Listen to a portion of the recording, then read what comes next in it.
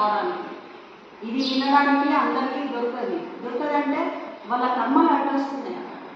ఇక్కడికి రావడానికి కూడా రాదు. ఈ వినడానికి పుణ్యం కావాలి. ఇక్కడికి ఆ జన్మాల్లో మనం సంపాదించుకోవాలి. ఇక్కడ ఆధ్యాత్మిక సాధనలచే తీవ్రమైన భగవంతుని మీద భక్తి చేత ఈ జ్ఞానంలో వినగలవు. ఈ జ్ఞానం వింటేనే అనుగ్రహం అక్కడి ఆ కృప కలుగుతుంది.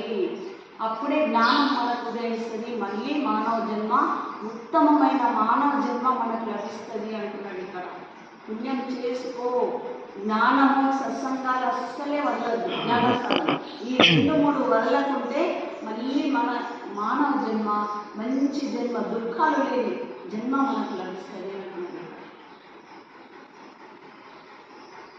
అప్పుడు సమస్తంలో భగవంతునిమయంగా, ఆత్మమయంగా, అంటే కృష్ణమయంగా, మళ్ళీ అప్పుడు మనకు అదే భక్తిలో ఆ భగవంతుని దాంట్లో లీనమై మళ్ళీ మనము సత్కర్మలు, సత్సంగాలు, ఈ సాధనలోనే మళ్ళీ జన్మ అలాగే సాగుతూ ఉంటుంది.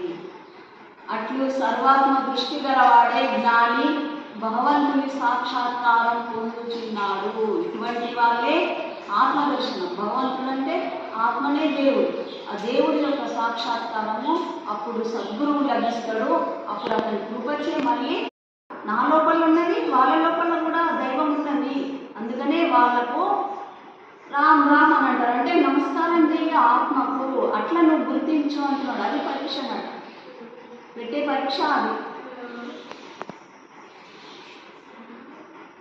ఆ విధంగా కనిపించినచో, నామరూపంలే కనిపించుచుండినచో సాధన ఇంకను పరిపక్వం కాలేదని తలచి ధ్యాన విచారణ అభ్యాసములను తీవ్రతరంగా గావించాలి. జ్ఞాన ప్రాప్తికి గుర్తు సర్వం కల్విదం బ్రహ్మ, అంటే అంతయు బ్రహ్మమే అను సిద్ధాంతం యొక్క అనుభూతిని పొందుటయే యగును. ప్రారంభ స్థితిలో మనిషి దేవుని ఏ గుడి ఎందో, ఏ విగ్రహమందో, ఏ తీర్థమందో చూచును. కానీ అరూఢ స్థితి ఎందో ఆ దేవుని సర్వత్రా వీక్షింపగలుగును. జగమంతా రామమయమైన స్థితికి చేకూరును. ఇప్పుడు యోగి జ్ఞానులు ఏమంటే వాళ్ళందరిలో దేవుడున్నాడు, ఆత్మ ఉన్నది అని అందరికీ రామ్ రామ్ అని నమస్కారం చేసుకుంటూ పోతారు. అందరిలో ఉన్నది, కొందరిలో లేదు.